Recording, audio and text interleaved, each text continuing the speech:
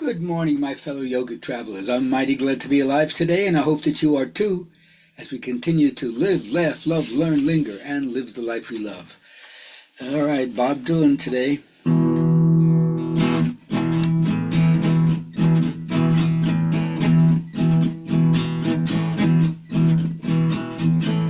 Look out your window, babe, there's a scene you like to catch. Band is playing Dixie, man got his hand outstretched. Could be the Führer, could be the local priest.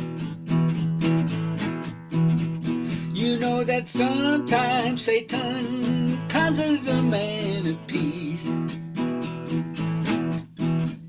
He's got a sweet gift of gab, he got harmonious tongue.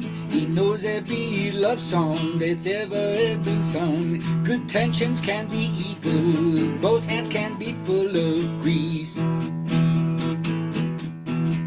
You know that sometimes Satan comes as a man of peace. First he's in the background, then he's in the front. Both his eyes, they're looking like they on a rabbit hunt.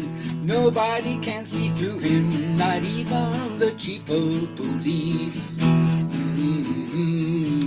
Yeah, sometimes Satan comes as a man of peace.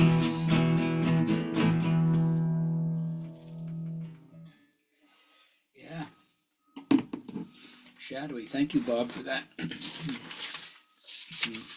Go and listen to the rest of his verses if you'd like. All right, my word for this today is guilt. Oh, the burden of consciousness. We feel really bad, like we should have done something, we could have done something, or afterwards we did something and I don't want anyone to know about that. But a lot of times guilt has a lot to do with repressed anger. Show your anger and you might not feel guilty about things. Anyway, let me know how you carry any guilt, or elevate the conversation with your friends, or just mull on it and see where that brings you.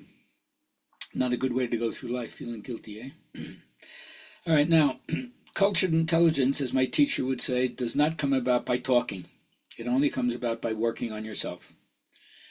So in yoga, there's a directed and determined single focus towards the ideal. It's called ekagrata. Nothing holds a candle to this. This is the only dance there is.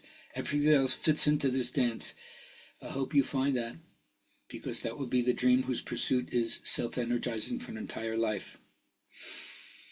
Now, I keep reminding myself, first of all, spend some time sitting in silence, pull out the plug, don't have to be in the social net every moment, and recognize that we don't have control over what random thought may pop up at any time, but we do have control over which ones we choose to continue to pay attention to.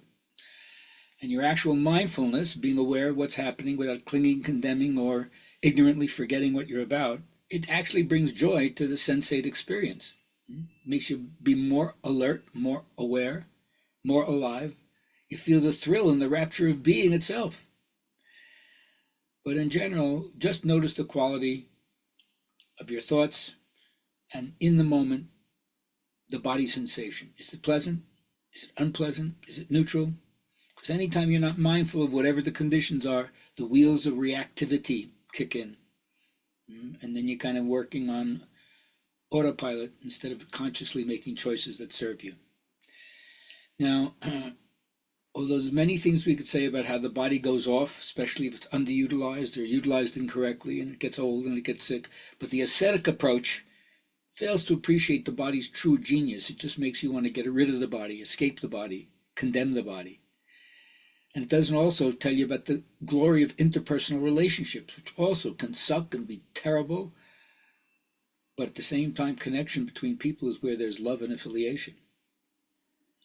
As well as without the body, what kind of creativity is there? Without the body, can you sing? Can you dance? Can you write music? Can you play? Respect the body. Now, if for whatever reason you're not having a good moment, we always say you want to get a little higher, tell the truth. Is there something you're not fessing up to, something you've been holding back? As soon as you name what it is and talk about it, there's such a relief. So don't hold on. If you're not as high as you'd like to be, just tell the truth. and then walk around as if you have responsibility for the whole planet. If you felt you were responsible for the welfare of all humankind, you treat people so differently. And that's enough to make you straighten up all the time and want to be the role model, want to be the poster child, want to embody what it is. Like Gandhi says, be the change you want to see in the world. Now, of course, when I'm talking about accessing these potentials inside ourselves, there's danger as well. The key to success is to learn to get access to these powers, but not be identified with them. That's when you get possessed by the shadow aspect of the power. And the more introverted you become, the more you prefer to work alone. And that kind of isolation also can be a red herring, leads you down the wrong trail, makes you think you know and others don't. That's why the important aspect of being a wisdom figure is to pass it on to what I call the king and queen, the CEO of your psyche, who's going to make the decisions, but now they're going to be informed decisions based on your wise person.